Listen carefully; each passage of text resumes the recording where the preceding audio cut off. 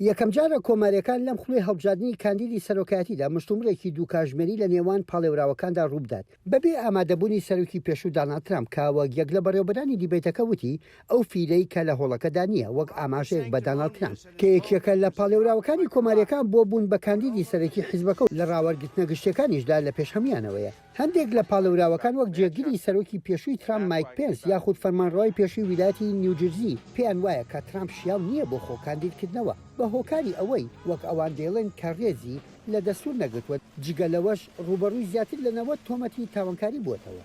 هەروەها نیکی هەیلی فەرمانڕەوای پێشووی ویلایەتی کارۆلینای باشوور ڕایگەیاند کە ترامپ سیاسێکی زۆر ناپەسەندە لە ئەمریکادا بەو شێوەیەش ناتوانین هەڵبژاردننی گشتی بینەوە. بەڵام ڤیڤیک راماسوامی کە سیاسێکی تازە پێگەشتووە لە ڕاپرسیەکاندا تا دێ زیاتر بەرەو پێشەوە ئەچێت پشتیوانی لە ترامپ کرد و پێی وایە باشترین سەرۆکی سەدەی 21ەکە. هەروەها راماسوامی لە پرسی پشتیوانی ئەمریکا بۆ ئۆکرانیا ڕایەکی جیاوازتری هەیە و پێی وایە چین هەڕەشەیەکی گەورەترە بۆ سەر ئەمریکا لە چاو رووسیادا. لە بەرامبەردا چەندین کاندیدی هاوتای نیکی هەیلی کە باڵێزی پێشووی ئەمریکاش بۆ لەنتەوەی گرتوەکان پشتگیری تون بۆ ئۆکرانیا دەردەبڕێ لە هەمبەر بەرگریکردن لە خۆی لە بەرامبەر رووسیادا. لە پاش دیبەیتەکە پێنس بە ڕۆژنامەنووسانی ڕاگەیان نەدەبوو کەس سەری بسوڕمێت لە دەرکەوتنی بەهێزی ئەو لە دیبەیتەکەدا. من دیارترین بەرگریکارانی بەها کۆنە پارێزیەکان بووم لە ئیدارەکەی ترامپدا. دەزانم کە چۆن شەڕ دەکەم. خۆشحاڵیشم کە لەم شەوەدا ئەو شەڕکردنم پێشکەش کرد. لە بەرامبەردا راماسوامی کە ڕکابەری پێنس بوو لە دیبەیتەکەدا وتوێتی چێژم بینیوە لەو قسانەی کە پێنس جێگری سەرۆکی پێشوو پێی وتووە.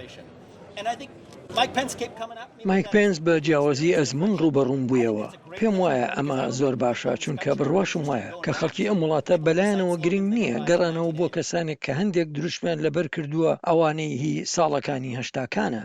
کۆماریەکان مانجی داهاتوو لە کالیفۆرنیا دیبەیتێکی تر لە نێوان پاڵێوراوەکان بەڕێوە دەبن بەڵام یەکێ لە کاندیدەکان دەگەڕێتەوە بۆ سەر هەمان سەکۆی هەمان شوێنی ویسکانسس لە مانجی حوتی ساڵی ئایندەدا بۆ بەدەستهێنانی دەنگی حیزبەکەی کە بێتە پاڵێراوی سەرەکی کۆماریەکان بۆ سەرۆکایەتی. یحیا بەرزنجی دەنگی ئەمریکا بۆ راپۆرتی ستیڤن هێرمان لە واشنگتنەوە.